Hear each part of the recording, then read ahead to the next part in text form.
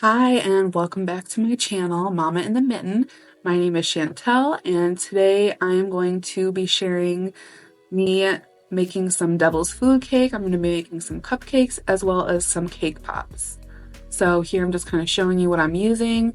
I'm using some vegetable oil, which is actually original on the package ingredients that you need, but I'm switching it up and doing a little bit different by using 4 eggs instead of 3, and I'm replacing the water needed with milk.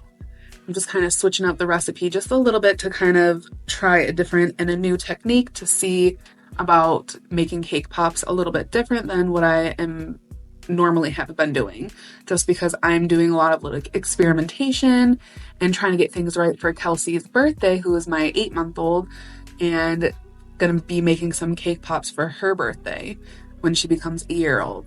So here I am just preheating the oven, getting that all set up and ready to go. And then I'm going to begin by putting everything into a mixing bowl, just as I normally would, like it says on the box. However, like I said, replacing the milk with the water, and then adding an extra egg. Normally, what I have also read would be to use actual butter instead of oil. However, I did not have actual butter at this moment in time, so I'm just using regular vegetable oil like it says.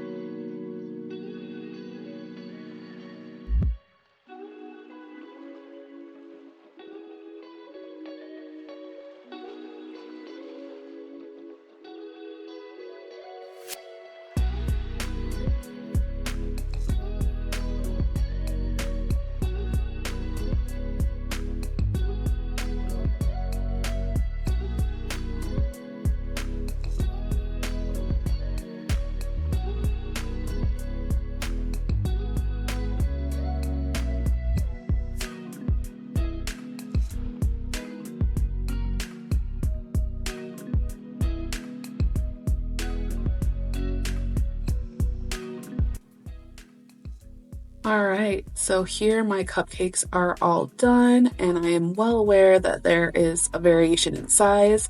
However, it really didn't matter because I'm going to be using most of these as cake pops, so I'm going to be taking them out of the cupcake wrappers and breaking them up anyways. So here are some of the cupcakes that I have lined up and ready to go. I have my little helper, Miss Olivia, who just so happy to be on camera and loves it. Loves doing any kind of baking thing with me, which I love, and she is so excited right here to do some decorating for Valentine's Day. We ended up bringing 9 of these cupcakes over to my mom's house as a little Valentine's Day treat, and she absolutely loved helping me decorate these. Anything with sprinkles and sugar, candy, she is excited about. So she's taking her time, being very careful, making these pretty little Valentine's Day cupcakes.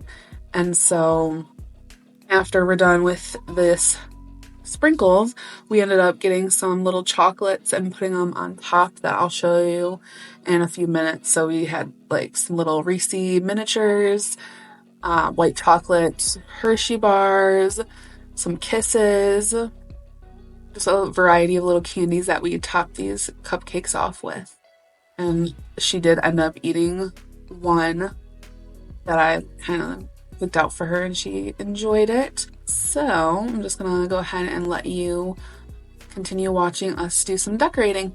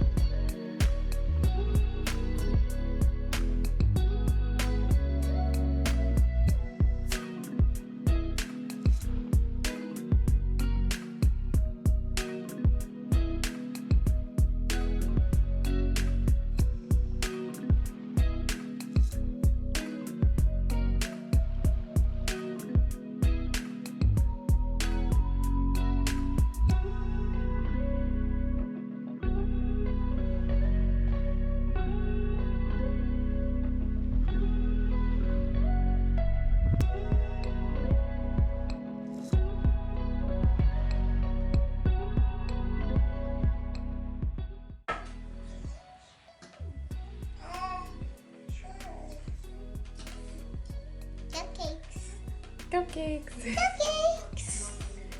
Cupcakes are so beautiful. Can I bring them and show Daddy? We'll show Daddy. Can I bring... Smile and tell me how good that cupcake was. That's cupcake. It's good and silly with a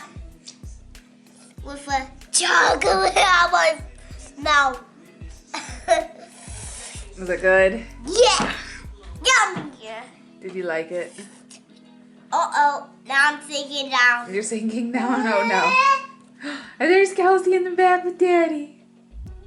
Look, I'm sinking all way down. Oh my goodness. See? I see. See? I sink down.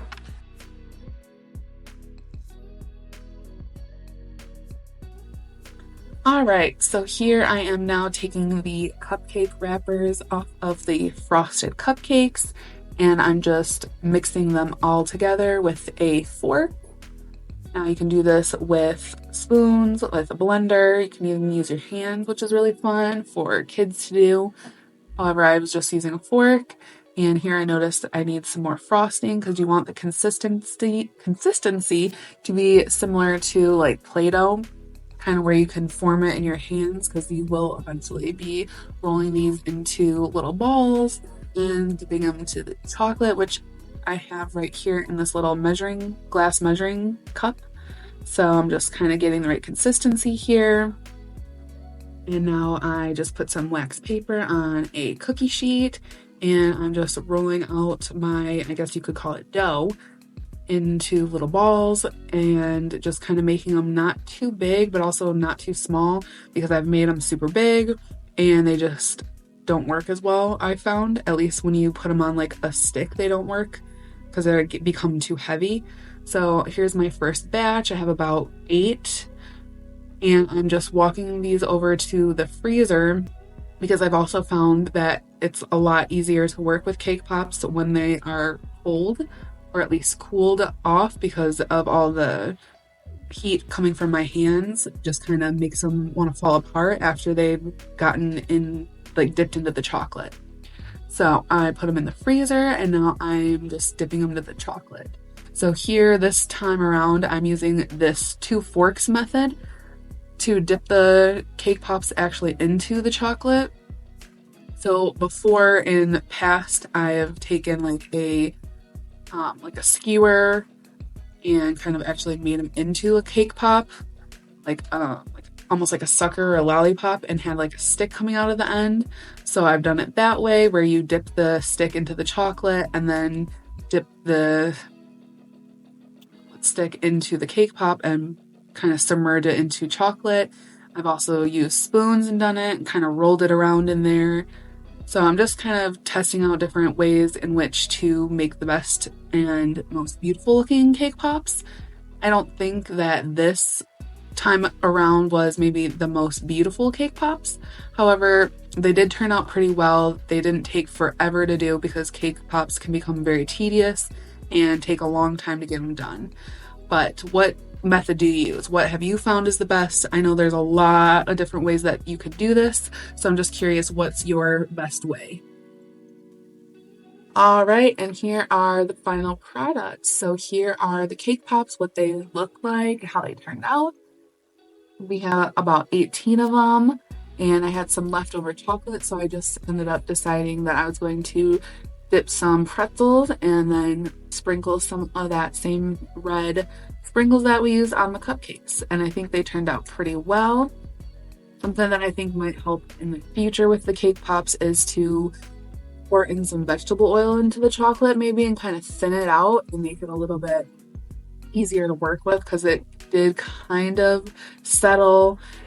But overall, I think it did good and they tasted quite delicious, and the pretzels and cake pops look pretty good. So I'm going to keep trying different ways, different methods, maybe doing some more practice rounds of cake pops and seeing what's going to work out best for the eventual Kelsey's cake pops for her birthday.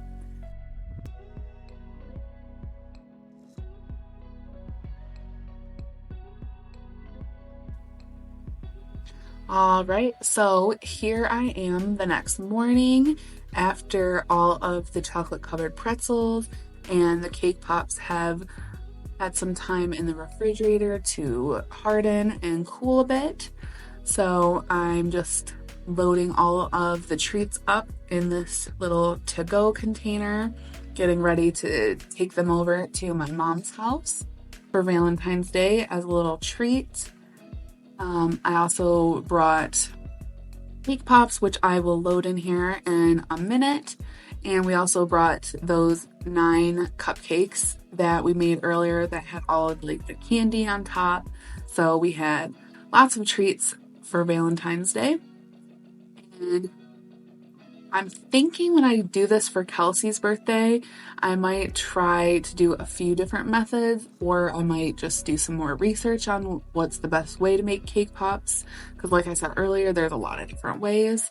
So if you have any suggestions, or if you know of any good recipes or tips and tricks, please leave them for me in the comments, because I very much enjoy cake pops. I think that they are a lot of fun to make, and I think they're really tasty as well.